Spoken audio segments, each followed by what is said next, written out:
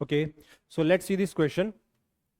So here the question states that how will you separate a solution, और solution कैसा है, miscible है, किसका, बेंजीन और CHCl3। ठीक है, तो CHCl3 को हम लोग क्लोरोफॉर्म के नाम से भी जानते हैं। तो इन दोनों को अगर हमने एक दूसरे में मिक्स कर दिया है और हम ये मान रहे हैं कि वो सॉल्यूशन मिसिबल है, तो इन दोनों को एक दूसरे से सेपरेट करने का क्या तरीका है। तो यहाँ पर हम लोग कॉन्सेप्ट जो यूज करने वाले हैं वो है सेपरेशन टेक्निक्स।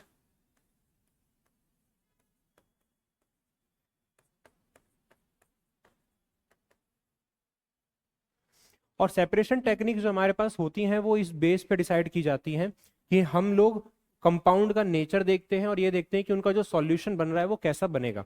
अब जैसे हमने यहाँ पे देखा कि इन दोनों का सॉल्यूशन एक दूसरे में मिसिबल है, तो अगर दो लिक्विड्स एक दूसरे में मिसिबल होते हैं तो हम लोग क्या करते हैं ऐसे केस में इन चार में से कौन सी टेक्निक को यूज कर सकते हैं, डिस्टिलेशन टेक्निक को। अब जो डिस्टिलेशन टेक्निक है हमने इसी को क्यों चूज किया, क्योंकि सब्लिमेशन टेक्निक के लिए हमारे पास एक जो हमारा कंपाउंड है वो सॉलिड से डायरेक्टली गैस में कन्वर्ट होना चाहिए, और इन दोनों में से ऐसा कोई भी नहीं है, क्योंकि जो बेंजीन है वो भी रूम टेम्परेचर पर लिक्विड में होता है और क्लोरोफॉर्म भी रूम टेम्परेचर पर किस में होता है, लिक्विड में। तो कोई सॉलिड नहीं है जो कि डायरेक्टली गैस में वेपराइज हो सके, तो सब्लिमेशन तो हम लोग यूज नहीं कर पाएंगे। फिर आता है फिल्ट्रेशन। फिल्ट्रेशन हम लोग कब यूज कर सकते हैं, जब दो कंपाउंड्स में से एक और दूसरा दोनों एक दूसरे में सॉल्युबल ना हो। तो यहां पर तो हमने खुद ही बोल दिया वो मिसिबल है, मिसिबल है मतलब फिल्ट्रेशन टेक्निक को भी हम लोग इसमें इस्तेमाल नहीं कर सकते। नेक्स्ट आता है क्रिस्टलाइजेशन।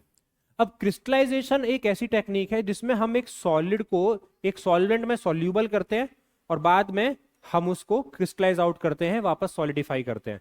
तो ऐसा होने के लिए भी हम लोग क्या करते हैं, हम एक कंपाउंड को किसी भी इंप्योरिटी से बदल सकते हैं, बशर्ते वो दोनों आपस में मिसिबल ना हो। अगर ये दोनों आपस में मिसिबल हुए तो हम लोग क्रिस्टलाइजेशन टेक्निक को भी यूज नहीं कर पाएंगे।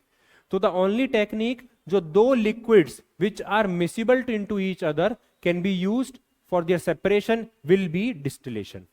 और डिस्टिलेशन की कंडीशन भी होती है कि डिस्टिलेशन करने के लिए हम लोग ये कहते हैं कि उनका जो बॉइलिंग पॉइंट का डिफरेंस है, जो दो मिसिबल कंपाउंड्स हैं उनका जो बॉइलिंग पॉइंट का क्या है, डिफरेंस,